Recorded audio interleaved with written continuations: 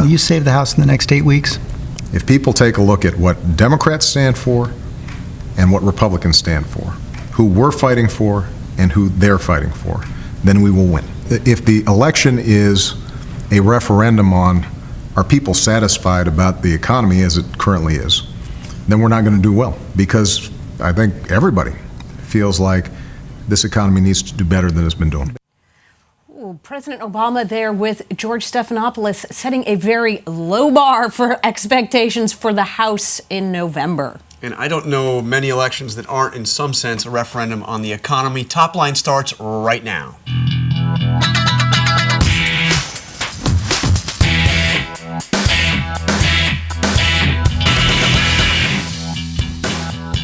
Welcome to Top Line. I'm Amy Walters. And I'm Jonathan Karl. All right, you know, every day we bring you the latest in politics live, unscripted, hopefully informative, always informative.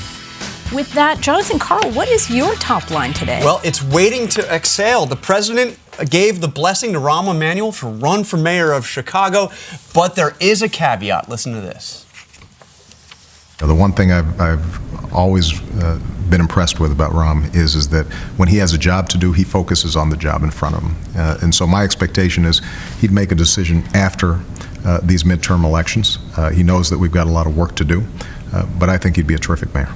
Terrific mayor, but you got work to do, Rahm. You got work to do, and you'll wait till after the midterms. Oh, of course. I didn't realize that he was his spokesperson. Yeah. Now, the next taxing dilemma, the president, of course, drawing, or maybe not, a line in the sand on taxes. He takes a very strong stand in his interview this morning with Good Morning America's George Stephanopoulos, saying that, yes, he wants to have a debate on whether to extend tax cuts for the wealthiest Americans, but refuses to say whether he would veto any sort of compromise on that. Why don't we take a look at this?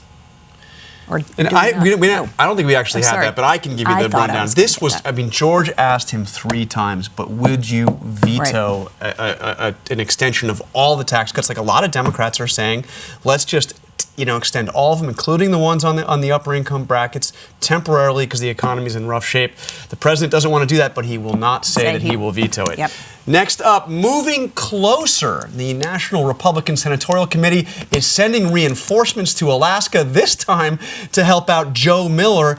And Amy, they are also saying that they are going to put in money. They have already cut Joe Miller a check for $42,000, the maximum direct contribution they can give to his campaign. And they are saying they will also spend the maximum in terms of the coordinated advertising that the committee can do for Miller. The message to Lisa Murkowski is don't even think about running as an independent or a write-in, but she may not be getting that message. No, she may not. Obviously, she didn't get their message either about how to run it, or how she should be running her campaign. But remember, this is not the kind of place that the NRSC wanted to have to spend money. They have a lot of places on the table that they wanted to play in. They don't want to have to play defense in Alaska. They're wasting $200,000 in Alaska. That's right. Okay, and finally, the Biden report. Check out who the vice president thanked last night on the Colbert Report. Mr. President, thank you. You've honored these guys, you've honored these women, you've honored these troops, and I've known you your entire 8 years as president. I've never known a time when you didn't care about what happened. We disagreed on policy, but you deserve a lot of credit, Mr. President. Mr. President, I never disagreed with your policy. And of course, that was President Bush they were talking about. But we've got something for you here. Another installment from our campaign series. I was out in South Dakota. I think we have some pictures here, talking with somebody who is considered to be one of the top Republican stars there on the right. That's me. John, are you on a horse? Yeah, and it's kind of going off. But, the horses, it's nice horses. But anyway, that's Kristi Noem, a Republican candidate for the House in South Dakota, called South Dakota Sarah Palin. She is trying to unseat Stephanie Herseth, a real star for the Democrats, leader of the Blue Dog Coalition. We've got interviews with both of them, starting with Stephanie Herseth Sandlin. This is a tough race for you, isn't it? Well, it's a different political climate than what I've had the last 2 cycles, but here in South Dakota, I've always known it's a swing district. That's the way it should be, in my opinion, for every congressional district. And so we always plan for a tough re-election battle, and I think we're ready for the final stretch here. But you won, you had 2 re-election landslides last 2 times around. What's different this time? Why is this one so much tougher? Because now it's my political party that's in charge of everything in Washington.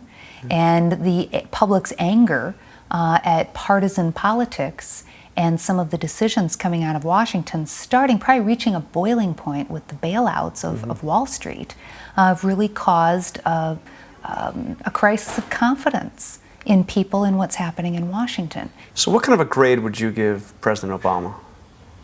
It depends on what issue we're talking about. Well, the overall.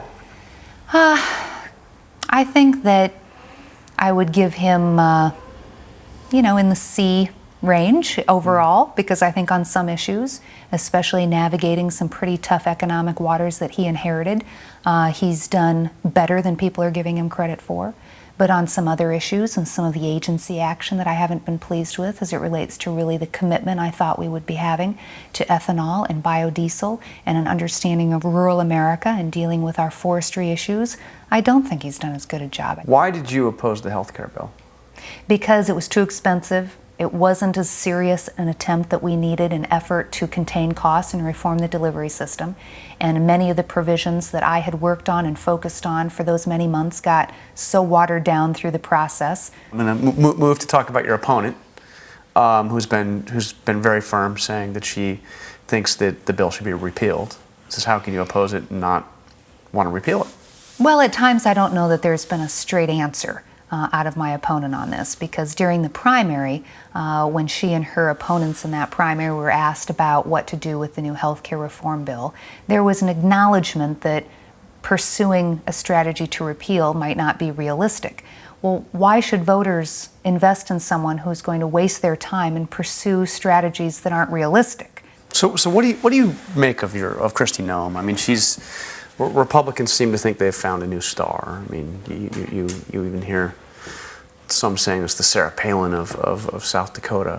What do you make of Kristi Noem? Well, I've debated her a number of times. I feel like she sticks pretty closely to the partisan talking points, and I offer solutions and I put ideas on the table and talk about my record.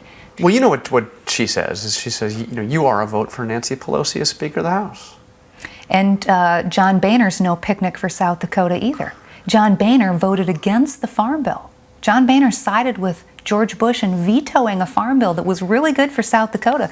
So this isn't about John Boehner and Nancy Pelosi. This is about Kristi Noem and Stephanie Herseth Sandlin, and whose record inspires the confidence of South Dakota voters that we're going to do what's right for the state and not be a rubber stamp for either political party. Do you have any regret voting for that stimulus bill?